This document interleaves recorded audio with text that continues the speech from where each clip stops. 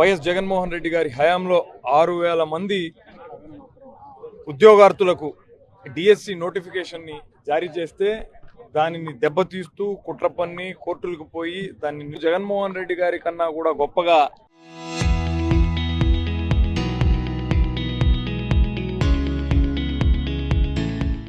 ఉద్యోగ అవకాశాలను కల్పించగలమన్న మాటలతో 16,000 మందికి ఉపయోగపడాల్సినటువంటి డిఎస్సి ఎగ్జాములు కాస్త అనర్హులైనటువంటి వాళ్ళ పాలు చేసింది కూటమి ప్రభుత్వం.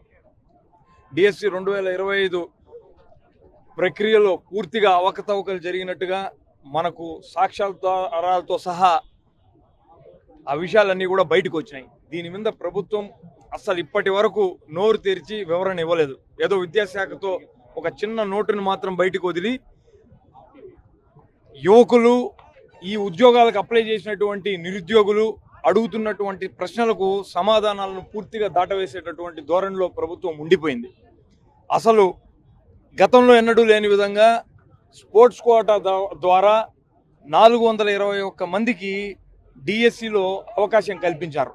అది కూడా అప్రాధాన్య క్రీడలను తీసుకువచ్చి అసలు గ్రౌండ్లో అడుగుపెట్టినటువంటి క్రీడాకారులను కూడా ఒక ఫేక్ సర్టిఫికెట్లు ఇవన్నీ కూడా ప్రొడ్యూస్ చేయించి వాళ్ళందరికీ కూడా ఉద్యోగాలు కట్టబెట్టారు. దీనికి సంబంధించినటువంటి ఆడియో అన్నీ కూడా లీక్ అయినాయి. ఒక్కొక్క ఉద్యోగాన్ని 10 నుంచి 15 లక్షల రూపాయలకి అమ్ముకున్నట్టుగా పెద్ద ఎత్తున ఆరోపణలు రేకెత్తబడ్డాయి. దీనికి ప్రధానమైనటువంటి కారణం చంద్రబాబు నాయుడు గారికి అత్యంత సమీప బంధువు, ఈరోజు శాప్ చైర్మన్గా చలామణి అవుతున్నటువంటి రవినాయుడు అన్న అటువంటి మాటలు వినపడుతున్నాయి. అందరి వేళ్ళు అతన్నే చూపెడుతున్నాయి. కానీ దాని మీద అస్సలు ప్రభుత్వం స్పందించదు. పైగా ఈ డిఎస్సి ఎంట్రన్స్లో టాపర్గా నిలిచినటువంటి నవీన్ కుమార్ అనేటటువంటి వ్యక్తి ఎస్సీఆర్టీలో అవుట్సోర్సింగ్ ఎంప్లాయ్. ఈ డిఎస్సి ప్రక్రియను చేపట్టినటువంటి ఈ నిర్వహణ చేసినటువంటి ఎస్సీఈఆర్టీలో ఉన్న ఈ ఉద్యోగికి మొదటి ర్యాంక్ ఎలా వచ్చింది?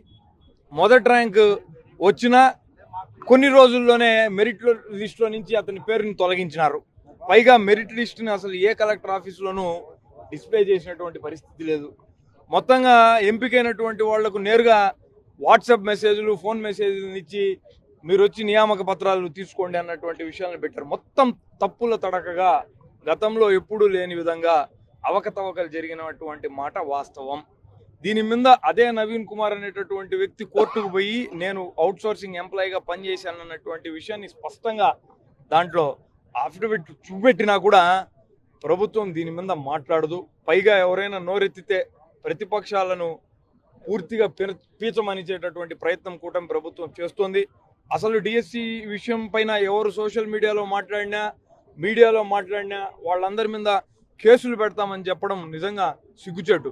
ప్రజాస్వామ్యంలో ఉన్నటువంటి వాళ్ళం కాబట్టి మేమందరం కూడా ఒకటే డిమాండ్ చేస్తున్నాం. ప్రభుత్వానికి నిజంగా చిత్తశుద్ధి ఉండి ఉన్నట్లయితే మీరు చేసినటువంటి ప్రక్రియ అన్ని రకాలుగా సమర్థనీయమే అన్నటువంటిది ప్రజలకి తెలియాల్సిన అవసరం ఉంది అనంటే మేము డిమాండ్ చేసినట్టుగా దీనిపైన సిబిఐ విచారణ జరిపించండి. ఒక సిట్టింగ్ జడ్జితో విచారణ జరిపించండి.